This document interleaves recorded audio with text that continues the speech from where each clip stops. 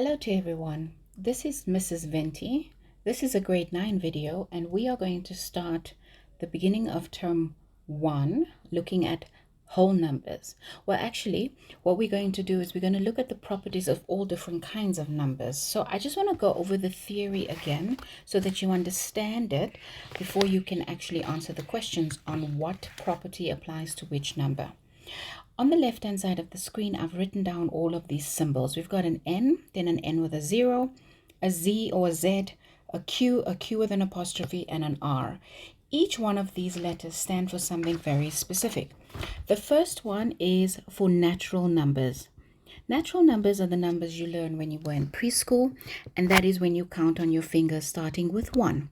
1, 2, 3, 4, dot, dot, dot, all of those together. From 1 onwards, positive numbers are natural numbers. Now this dot, dot, dot is known as an ellipsis. And as I told you in class, the mathematics is actually a language. So every symbol that we use has a meaning. The meaning of this dot, dot, dot means it continues and it does not stop. It continues forever, okay? The second one, we have NO. These are called whole numbers. So whole numbers start at 0. 0, 1, 2, 3, dot, dot, dot. Natural numbers start at 1. Whole numbers start at 0. Z stands for integers. Integers are numbers that have negative values and positive values. So they don't actually start anywhere. If 0 is going to be our distinction between positive and negative, then to the right we have our positive numbers, 0, 1, 2, and to the left we have our negative numbers, negative 1, negative 2. Notice that you have an ellipsis in both directions. It continues forever in the positive direction and forever in the negative direction. The next one is called Q. Q stands for rational, and Q apostrophe stands for irrational. Now, we discussed this in class. The rationality of the number depends on whether or not it makes sense. Does it make sense? And we know in an English argument, if I'm saying you're being irrational, I'm saying that you don't make sense. You are just, your argument is just unpredictable. I cannot predict what comes next. So a rational number will be a number that the way that you are going to test is going to be to say, okay, a rational number, does it terminate or is it non-terminating? Terminating means to end. So over here, the question is, does the number end? If it ends, then it's rational. If it is non-terminating, it could be irrational. So if it's non-terminating, it could then again also still go to rational or remain irrational. If it's non-terminating, but it is recurring, meaning it's a number that continues forever, but it repeats, then it's still rational. If, however, it is non-terminating and non-recurring, then it is irrational. Now let's do examples of these. Let's move this to the side. I'm gonna move this, hold on. Okay, so an example of an example of a terminating decimal would be something like 0,5. That is a number that ends. It's got 2 digits, 0 and 5, and then it stops.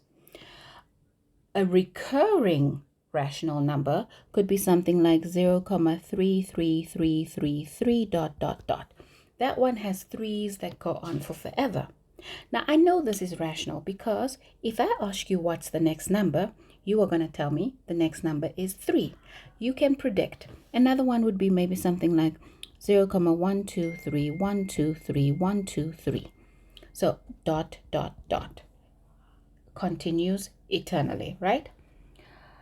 A non-recurring decimal or a irrational decimal would be something like 1,8597234 8 dot dot dot.